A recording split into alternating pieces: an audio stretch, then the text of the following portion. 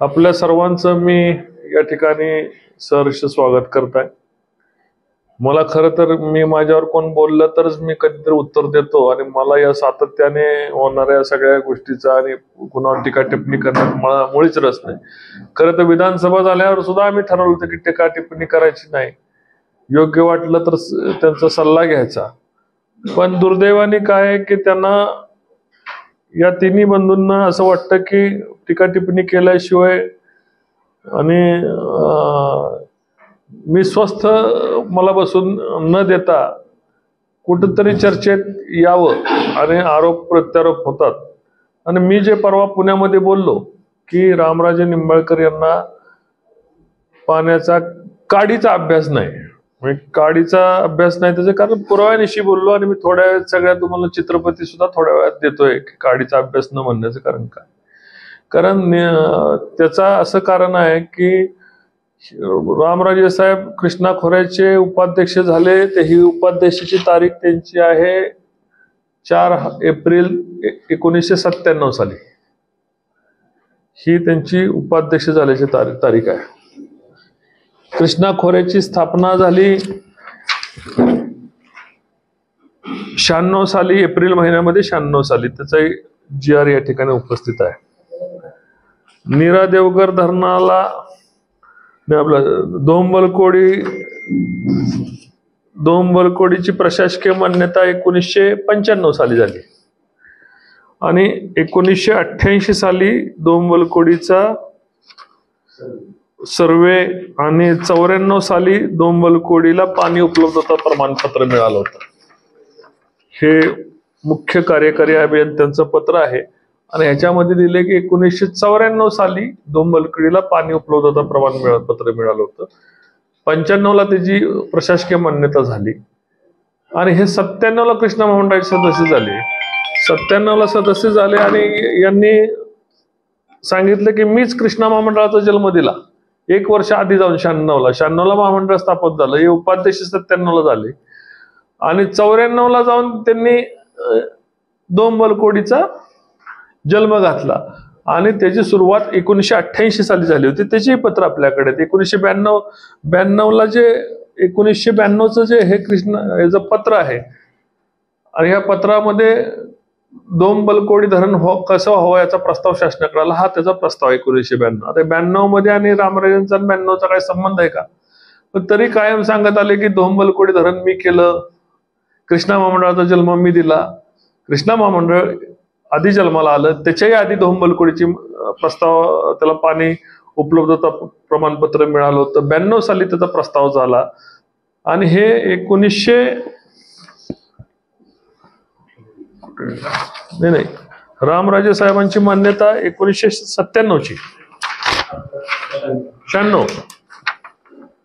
97 4 April 1997 ची।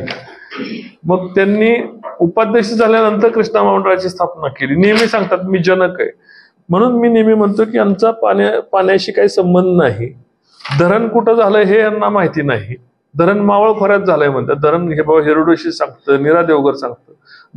नीरा देवगरची क्षमता यांना माहिती नाही की धरणाची क्षमता किती आहे, धरणाला पैसे किती खर्च झालेत हे माहिती नाही, कॅनॉल कुठपर्यंत आलेत हे माहिती नाही। हे सगळे मी तुम्हाला पुराव्यानिशी देतोय की यांना त्या धरणाचा दोंबलकोडीचा काही काडी मात्र यांचा संबंध नाही।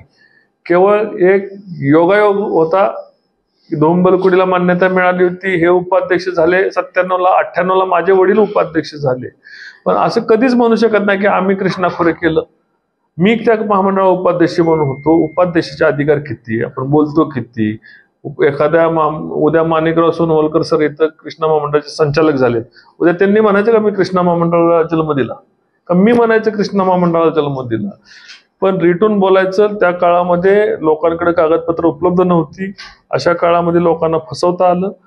आता काल ज्यांनी बादलीवर सुद्धा पाणी आणलं नाही फलटण तालुक्यामध्ये, त्यांनी माझ्यावर बोलण्यासाठी पत्रकार परिषद घेतली। त्यांना माहिती नाही की ही नीरा देवगरची प्रशासकीय मान्यता ही 2023 ची प्रशासकीय मान्यता आहे आणि त्याच मान्यतेमध्ये 8व्या नंबरला आपण जरा झूम करून दाखवा, हे 8व्या नंबरला 0.93ची मान्यता त्याच दिवशी देण्यात आलेली आहे. आता ह्या मान्यता असतील, धरण असेल, सुळशी असेल किंवा 0.93 असेल, हे मी शोधून नाही काढलं. हे कृष्णा महामंडळाच्या अधिकाऱ्यांनी त्याच्यावर संशोधन केलं होतं. ते संशोधन फक्त आपण पुढे घेऊन गेलो आणि आपल्या तालुक्यासाठी फायदा करून घेतला. ही 2023ला आहे आणि हे 0.93 हे आजचं नाहीये. धरणाच्या प्रकल्प अहवालात 0.93चा उल्लेख आहे. ज्यावेळेस धरण पूर्ण झालं त्यावेळेस धरण पूर्ण झाल्यानंतर 0.93चा त्याच्यामध्ये उल्लेख आहे. तर हे महाशय म्हणतात की आमच्या अमक्या तमक्यांनी मिटिंग घेतली 0.93ला मान्यता दिली. ह्यांना 2800 कोटी रुपये आम्ही खर्च केला म्हणे. 2800 कोटी रुपये खर्च, धरणाला मान्यताच नव्हती 800 कोटीच्या पुढे, तर 2800 कोटी रुपये रामराजेंनी खर्च कसा केला? सांगायचा उद्देश असा आहे की खोटं बोल, रेटून बोल, अशा पद्धतीची ही प्रवृत्ती. तर मी काल त्यांना सांगितलं की मी परवाच्या मुलाखतीत सांगितलं, हे पत्र आपण झूम करून बघावे की जवळपास 19-20 हजार हेक्टर पाणी हे नीरा देवगर हे नीरा उजव्या कालव्याचं वापरत आहे. ही कार्यकारी अभियंत्यांनी दिलेली माहिती आहे. ही 2019 मध्येच मला माहिती मिळालेली आहे की बाबा उजव्या कालव्यावर नीरा देवगरचा पाण्याचा लोड किती आहे.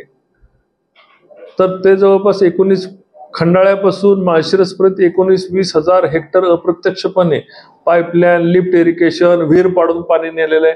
हे सगळे 19-20 हजार हेक्टर पाणी नीरा उजव्या कालव्यावर दिसतंय. जेव्हा नीरा देवगरचं पाणी शेतकऱ्याच्या दारामध्ये जाणार आहे, शेतकऱ्याच्या शेतापर्यंत देण्याची आपण योजना केलेली आहे, तेव्हा हे पाणी 20,000 हेक्टरचं पाणी साहजिक आहे, हे पाणी वाढणार आहे. याचा फायदा नीरा उजव्या कालव्याच्या शेतकऱ्यांना मिळणार आहे. जे पाणी नीरा देवगर वापरते त्याचा फायदा मिळणार आहे. म्हणून मी सांगितलं होतं की नीरा देवगर झालं तर नीरा उजव्या कालव्यालाही फायदा मिळणार आहे. धोंबलकोडीला त्याच्यातून 1 TMC पाणी मिळालंय आणि नीरा देवगर मुळे संपूर्ण तालुक्याचं कल्याण होणार आहे. यांनी सांगायचं असं कुठं होतं का? अभ्यास केल्याशिवाय बोलण्याच्या पद्धत. आणि म्हणून मी सांगितलं ज्यांना बादलीभर पाणी आणलं कधी नाही, कधी साधा तलाव कधी केला नाही, ते धरणाच्या प्रकल्पाच्या विषयावर बोलले. मी त्या महामंडळाचा उपाध्यक्ष होतो. केंद्रीय जलशक्ती कमिटीवर मी काम केलेलं आहे, खासदार म्हणून मी काम केलेलं आहे. आपण अभ्यास न करता पत्रकार परिषदेमध्ये अशा पद्धतीचं बोलणं योग्य नव्हे. हेही पत्र तुमच्या सगळ्यांना उपलब्ध आहे. याची माहिती आपण घेऊ शकता की किती नीरा देवगरचा नीरा उजव्या कालव्यावर लोड आहे. याच्या व्यतिरिक्त जरी आपल्याला काय माहिती हवी असेल, परवाच्या याच्यावर त्यांनी केलं की परवाच्या कालवा समितीला अधिकारच नाही हे कुठल्या तालुक्याचं पाणी कमी करून कुठल्या तालुक्याला द्यायचं. त्यांनी जे काही पत्र याच्यावर दाखवलं त्याच्यामध्ये राम सातपुते साहेबांनी असं कुठं म्हटलं नव्हतं की मला फलटण तालुक्याचं पाणी पाहिजे. कुठेही झालं, नीरा उजव्या कालव्यावर फक्त फलटण तालुका आहे का? भोर आहे. नीरा उजव्या कालवा भोर नाही, खंडाळा आहे, फलटण आहे, माळशिरस आहे, सांगोला आहे, पंढरपूर आहे, बारामती आहे, इंदापूर आहे, अनेक तालुक्यात. राम सातपुतेंनी मागणी केल्यावर ते 5 तालुके का नाही आले? ह्यांनीच का सांगितलं की आमच्या तालुक्याचं पाणी कमी होऊ शकतं? केवळ यांना राजकारण करायचं. लोकांच्या मध्ये पराभवानंतर कुठंतरी आपल्याला लोकांनी विचारलं पाहिजे म्हणून खोटारडेपणा केला.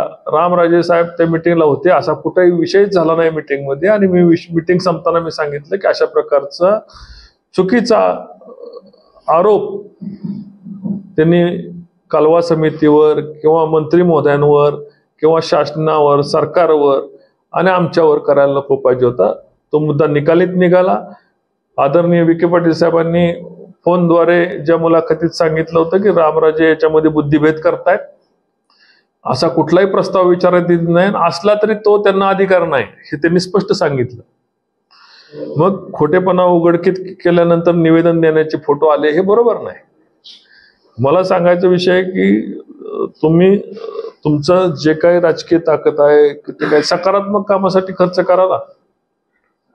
सुळशीचं पाणी म्हटले येईल का नाही माहिती नाही. आता सुळशी धरणाच्या सर्वेचे टेंडर झाले, त्याचा प्रकल्प अहवाल तयार झालाय आणि झालं 2 धरणापासून सुळशी फक्त 700 मीटर लांबीवर आहे, म्हणजे 1 किलोमीटरच्या आत आहे. सुळशीचा सर्वे पूर्वीच झाला होता. सर्वे नाही, सुरक्षित होऊ शकतं याची माहिती पूर्वीच उपलब्ध होती, त्याचा सर्वे करून आपण घेतला आणि आता त्याचा प्रकल्प अहवाल होतोय. सुळशीतनं जर धोमला पाणी आलं तर कोरेगाव तालुका, फलटण तालुका हे पूर्ण कायमस्वरूपी बागायती होणार आहे. याचबरोबर मी यांना सांगितलं होतं की शिवथरगळ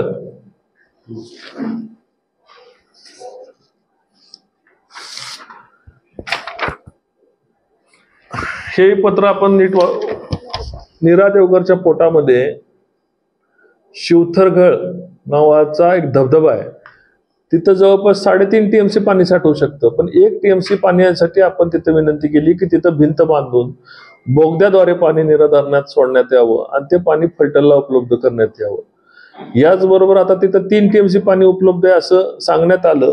त्याचबरोबर त्या विभागाने कोकणामध्ये जे पाणी जातंय त्या कोकण महामंडळाने जे समुद्राला पाणी जाते त्या समुद्राला पाणी जाते त्याची NOC सुद्धा दिलेली आहे की आता ते पाणी या फलटण, बारामती, आता 3 TMC पाणी झाल्यानंतर आपण म्हटलं की 1.5 TMC बारामतीला गेलं तरी आपलं काय हरकत नाही.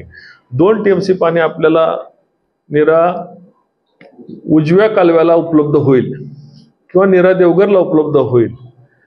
ही जी मागणी आपण केली होती ह्याच्यावर सुद्धा आता प्रकल्प अहवाल तयार होत आहे आणि याला कोकण पाटबंधारे विभागाने हे समुद्राला जाणारं पाणी असल्यामुळे त्यांनी त्याला NOC सुद्धा दिली. ही NOCची कॉपी रामराजे साहेब आपण नीट बघून घ्यावी, त्याचा नीट अभ्यास करावा. समुद्राला पाणी वळवलेलं इकडे आणावं पाहिजे हे नुसतं म्हणून चालत नाही, त्याच्यावर कारवाई करावी लागते, त्याच्यावर काम करावं लागतं आणि पाणी कोणी शोधलंय त्या शोधलेल्या पाण्याला उजेडात आणावं लागतं.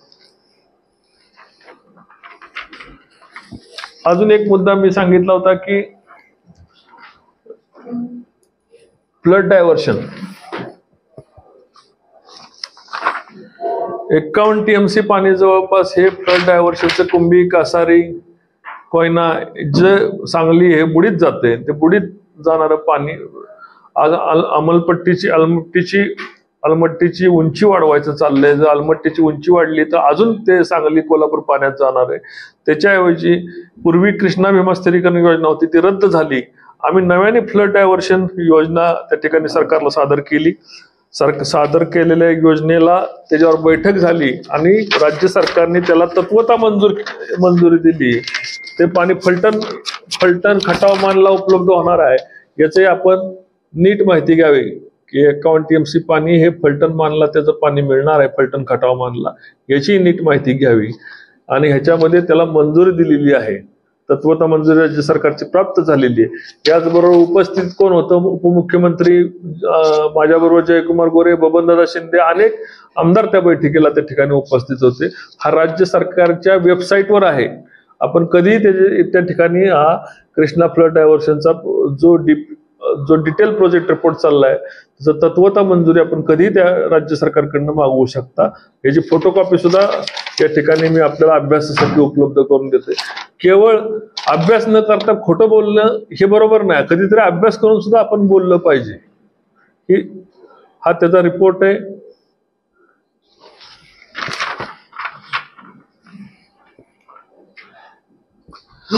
मग फ्लड डायव्हर्शनचा मुद्दा झाला.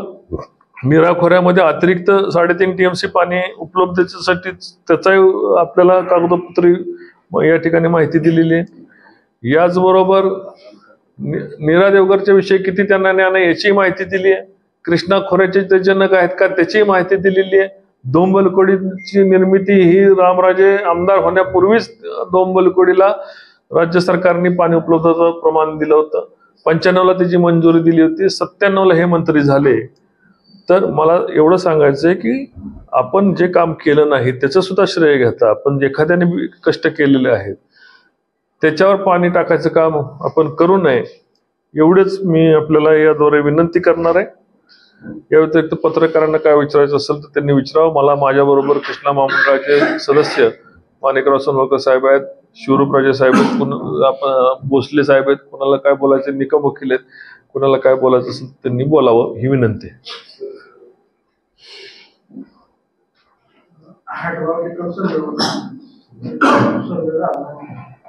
हायड्रोलॉजीचा सर्वे झालेला आहे, त्याची कॉपी सुद्धा तुम्हाला उपलब्ध करून देतो. बिलकुल एकदम लोकांचे कसं म्हणणं आता त्याचं सेम त्याचं तुम्ही मिळलं पाहिजे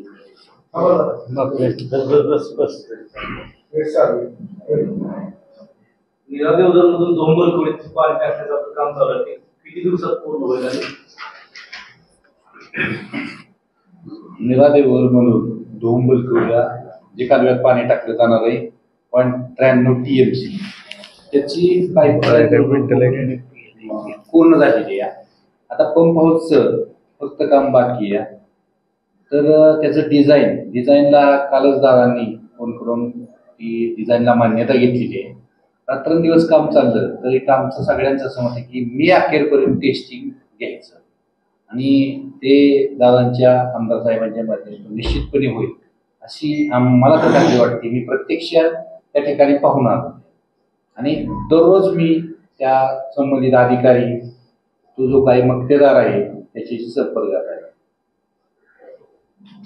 परवा दिवशीच्या पत्रकार परिषदेमध्ये संजय राजेंनी एक असा आरोप केला की तुमचा पाण्याचा अभ्यास कमी तुमच्या ज्ञानाबद्दल क्यू येते त्याबद्दल आपण काय सांगाल? मी सांगितलं ना की ज्या माणसाने एखादा पाझर तलाव सुद्धा बांधला नाही त्या माणसाने माझ्यावर टीका करण्यात काय तथ्य नाही आणि त्या माणसाला उत्तर देण्यात मी काय तथ्य नाही. वाटपात जे 81 TMC पाणी आपल्याला वाढवून मिळालं त्याचं नियोजन काय? 81 TMC पाणी जे वाढवून मिळालेलं आहे लवादाने मान्य केलंय 81 TMC पाणी द्यायचं, पण लवादाचा निर्णय अजून प्राप्त झालेला नाही.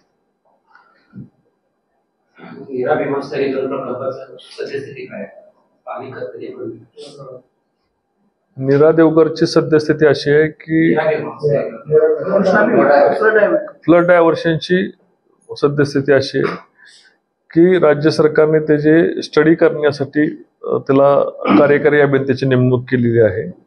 त्या ठिकाणी कार्यकारी अभियंता मला वाटतं सावंत म्हणून कार्यकारी अभियंता आहेत कृष्णा खोऱ्याचे, त्यांची त्या ठिकाणी नेमणूक झालेली आहे आणि जवळपास 1 वर्षाचा सर्वे कालावधी त्यांना आवश्यक आहे. कारण 115 किलोमीटरचा बोगदा पाडून ते पाणी फलटणमध्ये येणार आहे. तर त्याचा संपूर्ण स्टडीचा रिपोर्ट यायला अजून 6 ते 7 महिने लागतील आणि त्यानंतर राज्य सरकार त्याला पैशाची उपलब्धता करेल. तो एशियाई बँकेकडे त्याची आपण कर्ज मागणी राज्य सरकारने केलेली आहे. जवळपास 14,000 कोटी रुपयाची कर्ज मागणी केलेली आहे. 3,000 कोटी रुपये पर्यंत पहिला हप्ता द्यायला एशियाई बँकेने त्याला सहमती दर्शवली होती. राज्य सरकारच्या म्हणण्यानुसार टप्प्याटप्प्याने प्रोजेक्ट झाला तर खूप महाग होतो आणि त्याला वेळही खूप लागतो. त्यामुळे संपूर्ण रक्कम देण्यासाठी राज्य सरकारने एशियाई बँकेला विनंती केली. दादा या ह्याच्यात जोडून असा प्रश्न होता की रामराजे साहेबांनी गेल्या काही दिवसांपूर्वी पत्रकार परिषदेमध्ये सांगितलं ज्यांनी कृष्णा भीमा स्थिरीकरणासाठी आंदोलन केली किंवा मोर्चे काढले तेच आता कृष्णा भीमा स्थिरीकरण व्हावं असं म्हणतात. तर नेमकं दादा याबद्दल काय भूमिका? कृष्णा भीमा स्थिरीकरण हा प्रकल्प वेगळा आहे आणि तो त्याच्या प्रकल्पाच्या विरोधात आम्ही असं होतं की फलटण तालुक्याला त्याचा लाभ नव्हता, त्यासाठी विरोध होता, तो रद्द झाला.